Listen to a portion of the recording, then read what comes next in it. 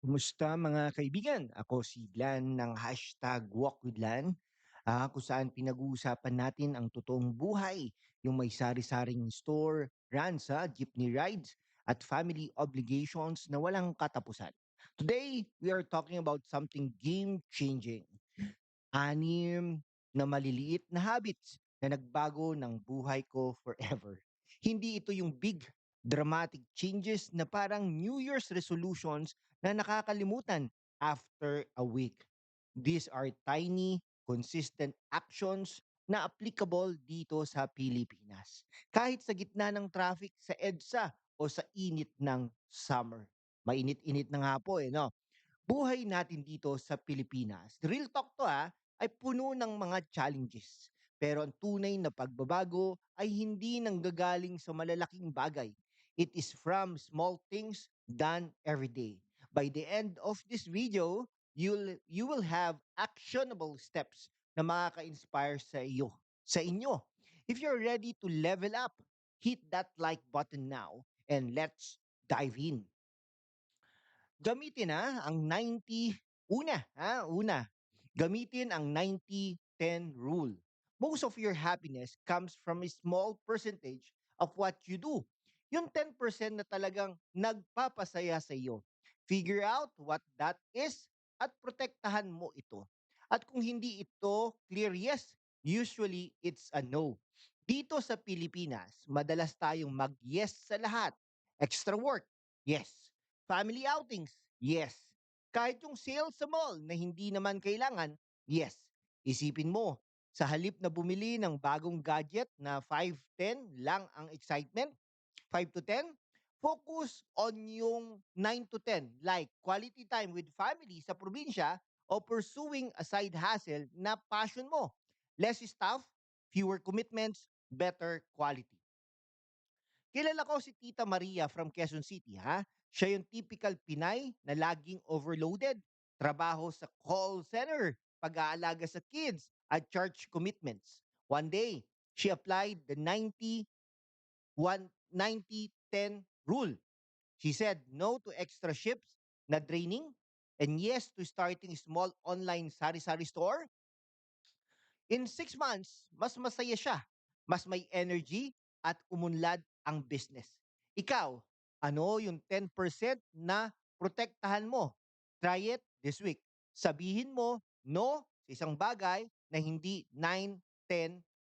It will free up your life. Okay. Pangalawa, never leave dirty dishes in the sink. Sounds super mall, right? Pero it's a lead habit. Kapag clear ang lababo, sumusunod ang iba. Dito sa Pilipinas, where homes are shared with extended family, a messy kitchen can turn into chaos fast. Pero kapag clear ito every night, the house feels calmer at mornings start fresh instead of clean up. Think about it. After a long day commuting from Makati to home, the last thing that you want is a pile of plates from dinner. One tiny rule creates momentum. Kitchen stays clean, then the whole house, then your mind. Oo nga naman. Okay, ito isang motivating story. Si Kuya Juan, a jeepney driver from Manila. Buhay niya ay puro gulo. Late nights, dirty home, stressed family. He started this habit. Wash dishes right after eating. In weeks, his home transformed. Mas peaceful ang pamilya, mas maaga siyang natutulog, at nakafocus siya sa pag-save for his kids' education.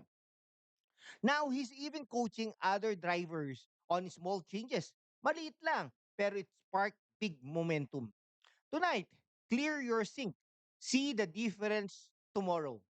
Pangatlo, build systems instead of relying on motivation.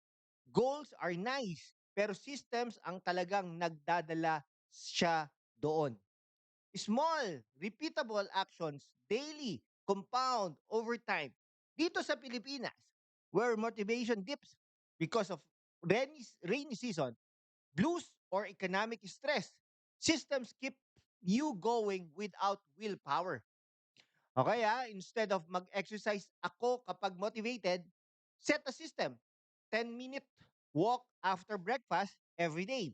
Same effort, pero very different results. Isa pa tayong isang anecdote, inspiring anecdote. Si Ate Lisa from Cebu, a single mom working in a factory. She dreamed of a better job, but motivation always faded. She built a system, study English online for 15 minutes daily via free apps.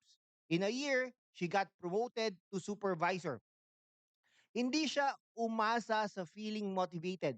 Systems did the work. Ano ang system mo? Start small. Set a daily reminder on your phone. Compound interest sa buhay.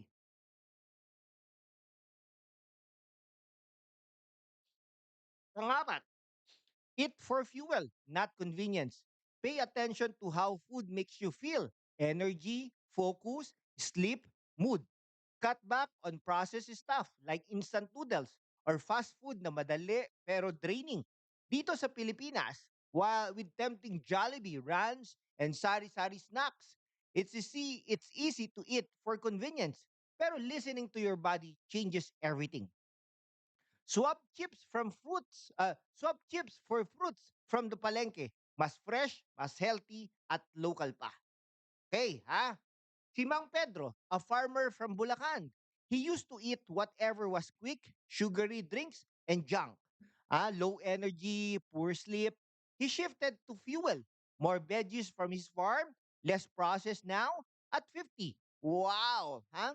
He's stronger, happier, and even started a community garden inspiring neighbors. Health ripple effect. Ikaw, track how food affects you this week. Your body will thank you. Panglima, practice saying no at least once a week. Saying no to small things makes room for better ones. No extra commitments, no regret spending, no people pleasing na nakakakos ng peace. Sa kultura natin na pakikisama at utang na loob, mahirap pero it's liberating. Halimbawa, no to that impulse buy sa Shopee or no to a favor na draining. Si Nene from Davao, a teacher overwhelmed endless yeses, PTA meetings, extra classes. She started saying no weekly. Room open for her passion, writing children's book. Now she's published and her students are inspired. Saying no protected her peace and unlocked dreams. This week, practice one no. Watch that magic. Pang-anim. Ha? Pang-anim. Commit to something that scares you. Huh? Commit to something that scares you. Big changes come from uncomfortable decisions. If you have been thinking about it, sign up, commit, calendar it. Dito sa Pilipinas, with uncertainties like typhoons or job shifts, courage is key.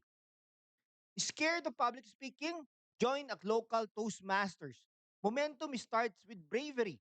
Motivating story yan nato. Motivate nato. Okay, si Carlo from Baguio, a shy artist, he feared selling his paintings online, but he committed. Posted on Facebook Marketplace. Now his art is in galleries. Supporting his family, one scary step changed everything. Ano yung kinakatakutan mo? Commit today. There you have it. Six small habits na magbabago ng buhay mo forever. Pinoy style. Hindi kailangan baguhin lahat agad. Pick one. Stay consistent.